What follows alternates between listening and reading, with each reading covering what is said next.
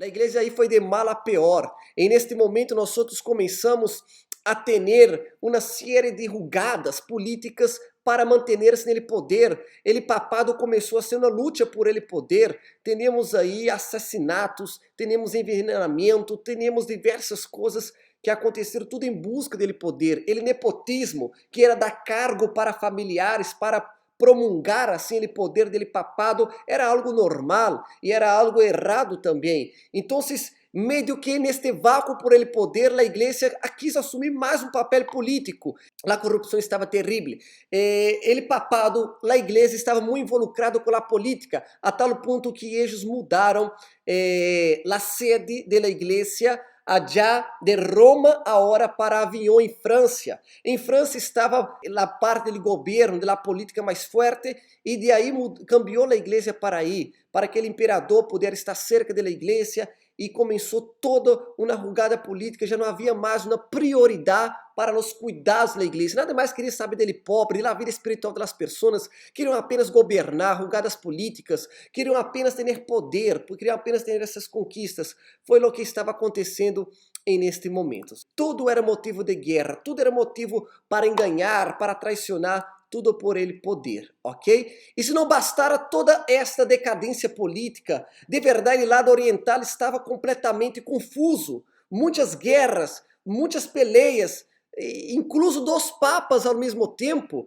E neste mesmo momento também nós outros tivemos, você vai escutar daqui a pouco, a Guerra de los 100 anos entre França e Inglaterra, que foi uma guerra que tardou 116 anos, se não me equivoco, a hora. Imagina-te, e é claramente, com dois papas neste momento, um que estava em França e um que estava em Roma, um apoiou um papa, outro apoiou outro. Você vê que tudo era apenas poder, poder, poder, poder, queriam controle, e isso estava destruindo toda a fé pura que um dia tivemos aí.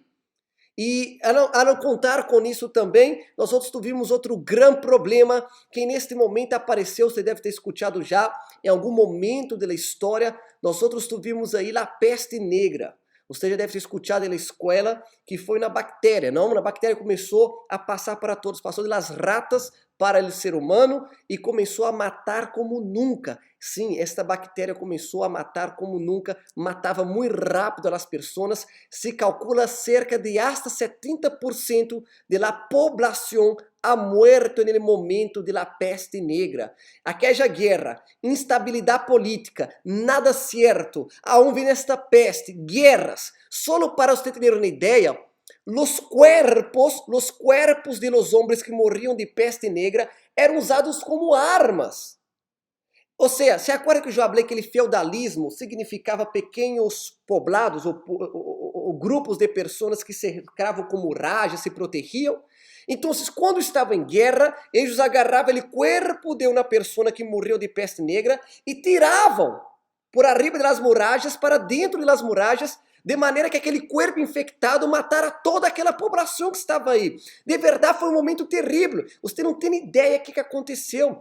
A peste negra quase acabou com a história da humanidade. Gente, você não tem ideia de 70% da população. Isso é muita coisa em aquele momento. Ele limpiou praticamente a terra da população. Esta peste negra foi de verdade uma desgraça que aconteceu na história da humanidade. Não foi só neste momento. Esta peste negra, esta bactéria, este problema, ele foi repetindo durante vários momentos na história, ok? E tem esse nome de peste negra porque quando começava a atacar ele corpo, começava a aparecer manchas negras na pele, por isso tuvo este nome de peste negra. Só para você ter ideia, mira o mapa. Mira como a peste negra se alastrou por toda a Europa, por todo o império, por todos os lados. De verdade, a peste negra foi algo terrível, terrível, que neste momento causou uma grande desesperação. E também neste momento teníamos a Guerra de los 100 anos. Esta Guerra de los 100 anos era um momento muito conturbado também, quando Inglaterra e França estavam lutando entre si e durou bastante tempo, não? Teníamos dois papas, dois reinos, guerras, e imagínate, a igreja começou a perder muita plata, enfermidades, coisas, não tinha como manter-se. Então, como que a igreja ia manter-se? Começaram a aumentar os impostos, começaram a vender indulgências. Ou seja, a igreja queria proteger-se de alguma maneira suas conquistas, suas posses e começar a vender indulgências, começar a cobrar mais impostos de los fieles. E a igreja começou a decader-se porque lutava por ele poder, lutava por as riquezas, lutava por defender-se. E a igreja foi cada vez mais empeorando todo o que já prezava, já não tinha mais aquela ideia de evangelizar, aquela ideia de salvar. Claro, havia os cristianos puros, havia os grupos de cristianos que aún se mantinham puros e limpos, pero sua grande maioria não. Ou seja, estava um momento muito conturbado. Por isso que chamamos que a Idade Média é a Idade das Tinieblas, é um momento escuro da história. E para empeorar, mais que isso, nós também tivemos outro grande cisma no Ocidente, que foi de los dos papas que nós hablamos, que neste momento tinha dos papas, não havia liderazgo pela igreja unificado, havia tudo na desordem, nada sabia a quem obedecer, nada sabia a quem seguir. Imagina os fieles, imagina toda aquela gente desesperada sem saber que hago, para onde vou, a quem vai seguir. Você sabe que em momentos de calamidade pública, como estamos vivendo do coronavírus, em momentos mais difíceis da história, as pessoas buscam apoio em seus líderes religiosos. As pessoas buscam na direção, que hago? Como que hago? Vai para lá, vai para cá, hago isso, não hago isso. E neste momento a igreja não estava servindo como este apoio. A igreja estava preocupada com poder, com riquezas, em vender, em cobrar impostos.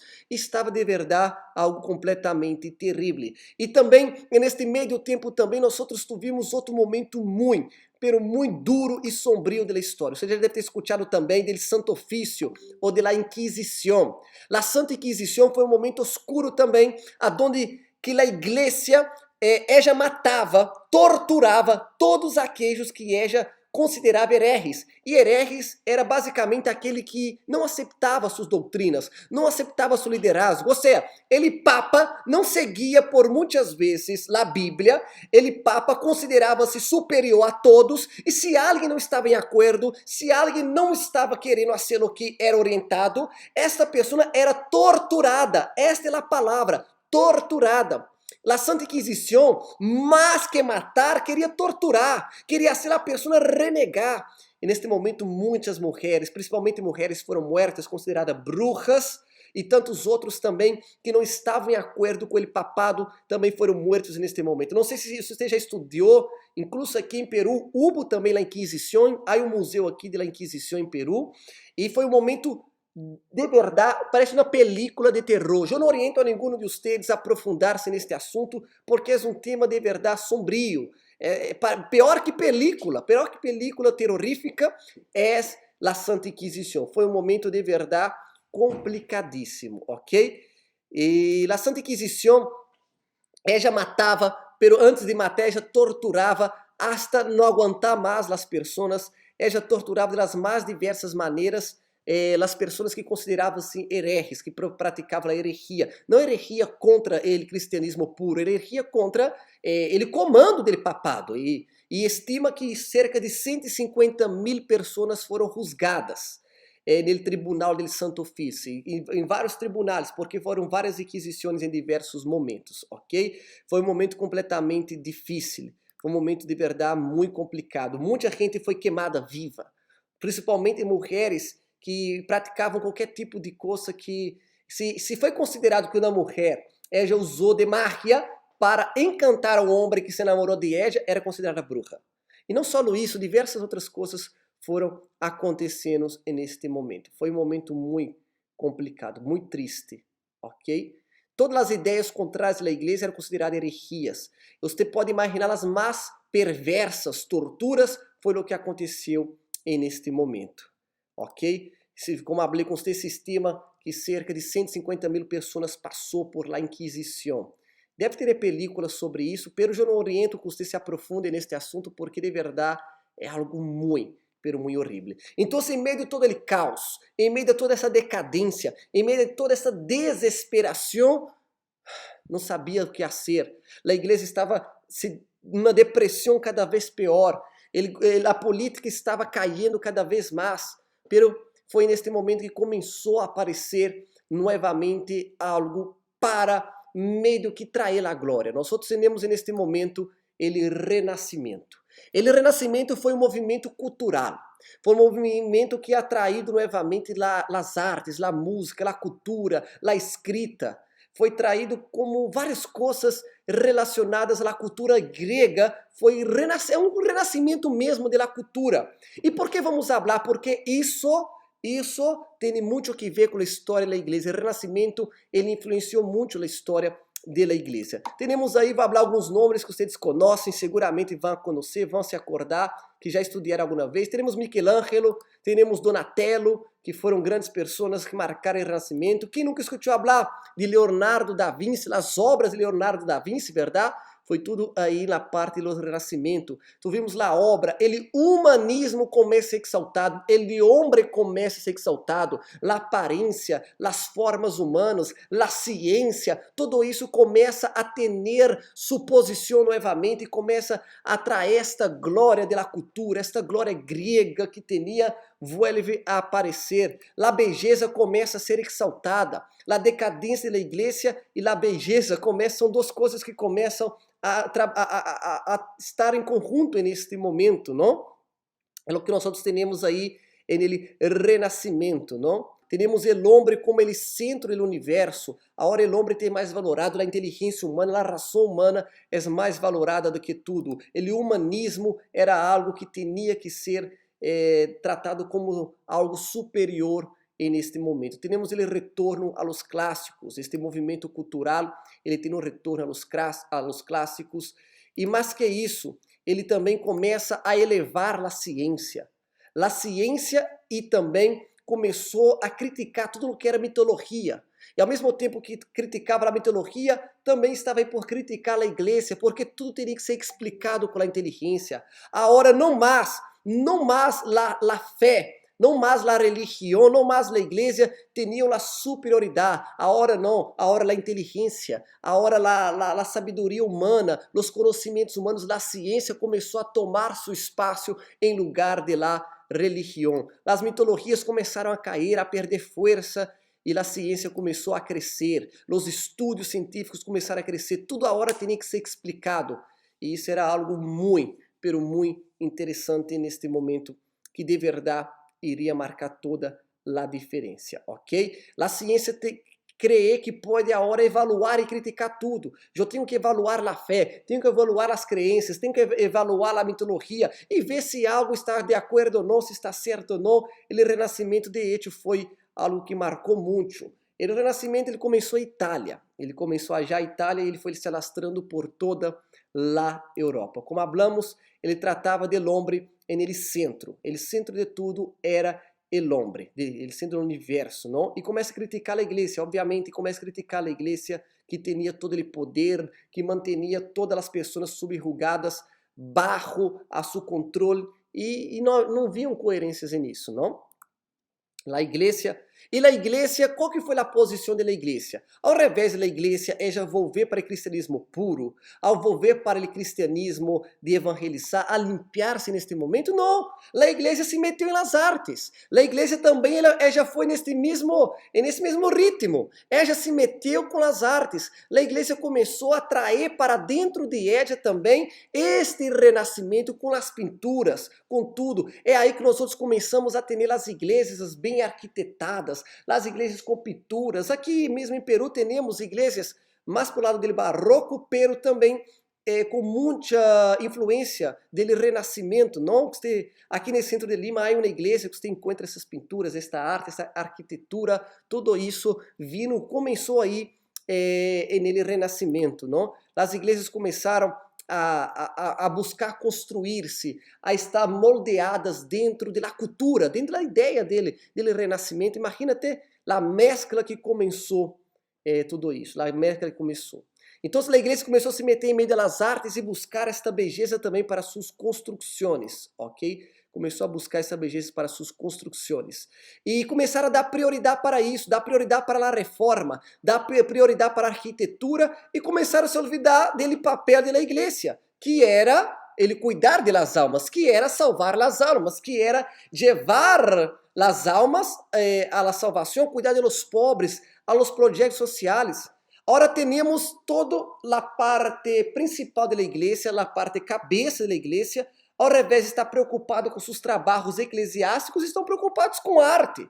Estão preocupados agora em reformar igrejas, em fazer as igrejas como museu, algo bonito, algo de arte. Imagine a situação, isso foi um grande problema.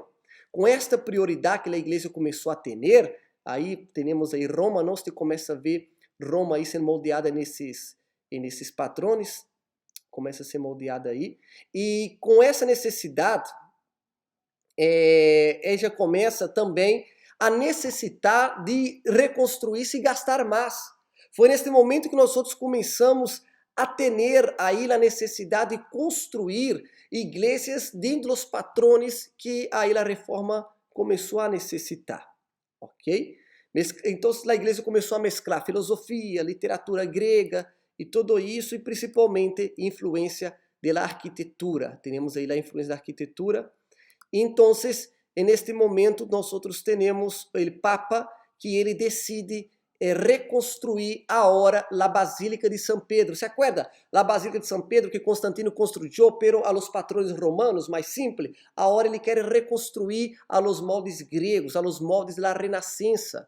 Imagínate, e isso ia gastar muita plata, no ano 1450, era muita plata, e estávamos passando em momentos de guerra, de peste negra, que havíamos passado, então não havia muita plata. Então, ele queria, porque queria construir uma igreja nesses moldes, e era uma construção que gastaria hoje em dia milhões e milhões. Então, eles começaram a aumentar as indulgências, começaram a aumentar o cobro de impostos, começaram a avançar com isso, ok? Ou seja, foi algo de verdade que começou. Imagina a inversão para fazer essas construções. Imagina a inversão, o quanto ia gastar. Então, a única maneira de conseguir dinheiro era em cima de los fieles. Eles teriam que conseguir os dinheiros em cima de los fieles. Então, nós começamos aí a aumentar as práticas de las indulgências. A indulgência nada mais era que você comprar o perdão de los pecados, a entrada en el reino de los cielos. Ou seja, você começa a comprar um pedacito de los cielos. Você pagava para perdonar seus pecados. Você pagava para livrar um familiar do purgatório. Você pagava para livrar um familiar da condenação eterna. E a igreja começou a cobrar e começou a ir para todos os lados e divulgar, tem que pagar. Imagina o desordem que foi neste momento. As indulgências era algo completamente. Tu pagas por ele perdão de seus pecados, por a salvação de seus familiares mortos.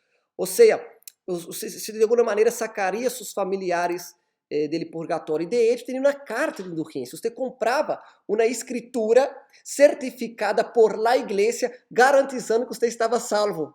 Você crê nisso? Você tem ideia? Você comprava um certificado, você recebia uma carta que comprovava que você está salvo, que seus pecados estão perdonados, comprados com plata.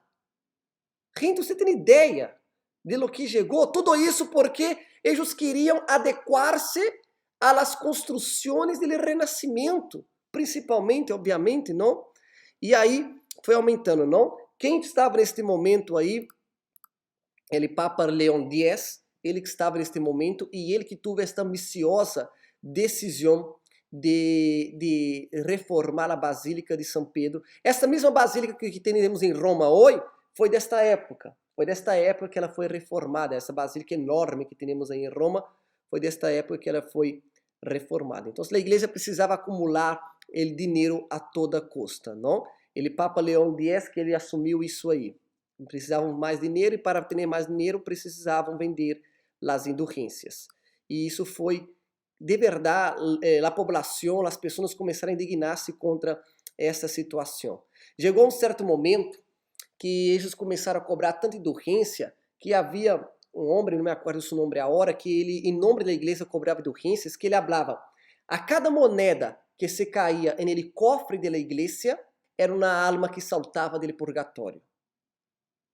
Isso foi um dos motivos que mais adiante Martim Lutero indignou-se também, porque Martim Lutero vai dizer que se ele Papa tem o poder de livrar uma alma dele purgatório, deveria ser isso por graça e não cobrando. Enfim, a população começou a estar indignada porque as condições sociais estavam terríveis, os problemas que houve da guerra, tantas coisas, e aún a igreja estava aí empeorando a situação. a população já não estava satisfeita, ok? Com tudo isso o que estava acontecendo neste momento, ok? Então, é aonde começou as tentativas de reforma, porque você habla assim, pastor, tudo bem, eu imagino que o poder da igreja, os principais aí, queriam poder, queriam riquezas, mas não havia nada que lutava por um cristianismo puro, não havia nada que lutava para o bem das pessoas, sim, haviam grandes homens de Deus, haviam grandes padres, não vamos dizer padres ou pastores nesta época, que queriam fazer o correto. E eles tentaram, de certa maneira, convencer a igreja, reformar a igreja católica, parar de fazer o que estava fazendo, que já estava ridículo, já estava horrível. Porque eles leiam a Bíblia e quando comparavam as atitudes da igreja, falava, é completamente contrário, a igreja predica uma coisa, a igreja já tem um livro que habla uma coisa e vive outra. E esses pré-reformadores, antes de Martim Lutero, eles usavam a Bíblia como argumento principal. E eram grandemente perseguidos a causa disso. Ok? Eram grandemente perseguidos a causa disso. Ou seja, corrupção, poder, riquezas, indulgências, inquisição, cruzadas. A igreja já não estava mais bem aceitada. Mira a quantidade de coisas que foi se arrastrando ao largo do tempo. Corrupção, muerte, assassinato, envenenamento, poder, riqueza, nepotismo, a vinda de indulgências, a inquisição matando a quem se ponia contra ella, a cruzada, mandando nos ninhos. Então, todo mundo começou a já mirar a igreja com outros olhos, não havia como aceitar mais. De onde nasceu esses reformadores. A maioria dos pré-reformadores não estavam de acordo, pero a igreja callava na voz de eles. A igreja dava uma maneira de matá-los, de acabar com eles. E aqui vamos nombrar alguns de eles que neste momento foram grandes homens de Deus que tentaram fazer algo. Temos neste momento aí Juan Wycliffe, não? Juan Wycliffe, ele foi um dos grandes tradutores da Bíblia e começou a traduzir a Bíblia para o inglês. Ok, ele traduziu o Novo Testamento, depois os discípulos se encargaram de terminar a tradução e distribuir. Ele de verdade, ele marcou história na tradução da Bíblia, porque a Igreja Católica mantinha a Bíblia em latim. Era algo que ela queria manter para si. Ela não queria que as pessoas tivessem a condição de ler a Bíblia. Então, ele era um homem que ele lutou por a tradução da Bíblia e seu nome era Juan Wycliffe, não? Ele foi um reformador, um pré-reformador já na Inglaterra. Só o hecho de ele querer traduzir, ele já foi considerado um reformador e poderia ser considerado também um herege contra a igreja só por querer traduzir a Bíblia. Imagina ter a situação. Ele traduziu para o inglês e depois os discípulos seguiram. Em Itália, ele foi em Inglaterra. Agora, em Itália, nós outros tivemos Girolamo Savonarola, mais conhecido como Savonarola. Ele foi em Itália, um reformador, e ele começou a ir contra a Igreja Católica, as atitudes. Ele basava-se na Bíblia e ele começava a discordar de lo que a Igreja Católica estava fazendo. Resultado, foi sentenciado e foi queimado em uma hogueira, vivo, em público, considerado um herege. Só porque não estava concordando que a Igreja Católica estava em contra da Bíblia. Imagina ter a situação. E também tivemos em Alemanha Juan Hus. Juan Hus, não sei como pronunciar em espanhol, mas vamos pôr Juan Hus. Este Hus significa, esse Juan Hus significa ganso, não? Algo assim. Juan Hus.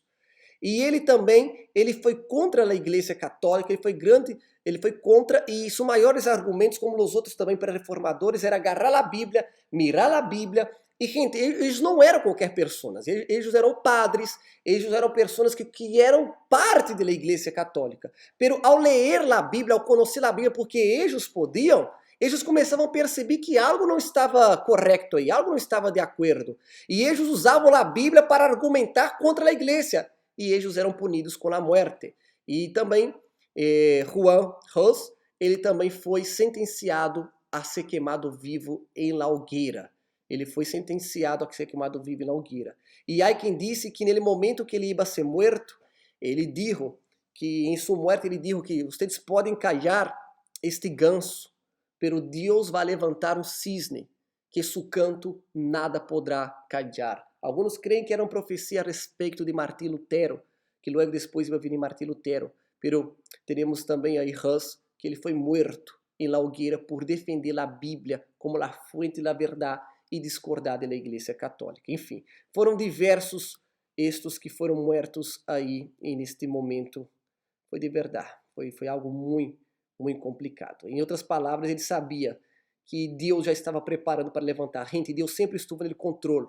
Deus sabia o que estava acontecendo e Deus estava preparando tudo. Foi então que Deus ele levantou a Martim Lutero, que enfim conseguiu fazer a reforma.